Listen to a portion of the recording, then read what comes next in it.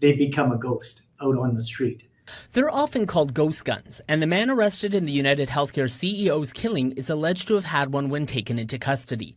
But as U.S. law enforcement investigates how Luigi Mangione came to possess one, you may be wondering, what is a ghost gun and what are the laws surrounding them here in Canada?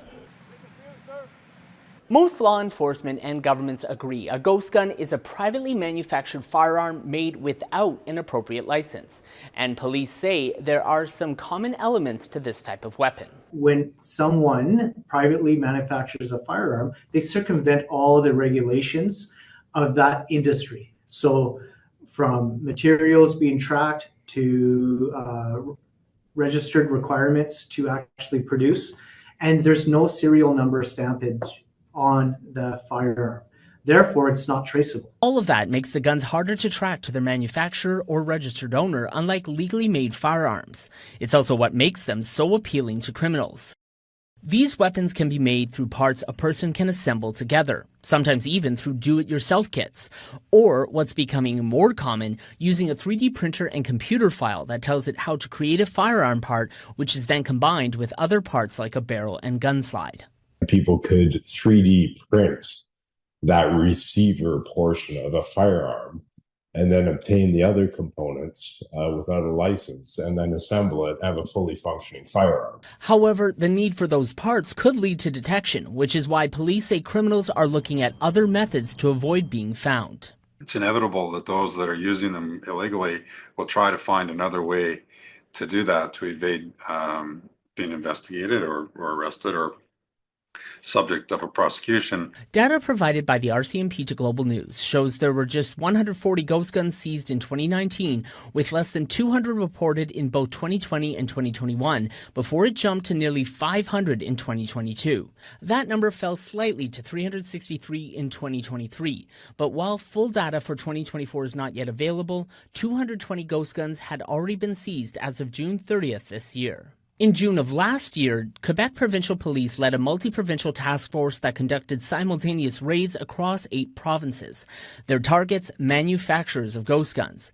Those raids led to 45 arrests and seizure of 440 weapons, some of which were 3D printed firearms. That came as the federal government's firearms bill was moving through the Senate. It became law last December and included new restrictions around ghost guns. Building a firearm for personal use, like a ghost gun, is legal in the U.S., though there has been tightening of rules. Here in Canada, however, reforms last year made doing so illegal unless you hold a proper license. If the legislation prevents even one gun from being created and put into the hands of somebody that shouldn't have it in their hands, then it's part of the solution. Any unlawfully manufactured firearm is now prohibited to own or make, and not just the weapons themselves. Under the law, possessing or distributing computer files that could help make a ghost gun is illegal as well. And those wishing to purchase a barrel or gun slide to complete a privately made gun will now need a valid license.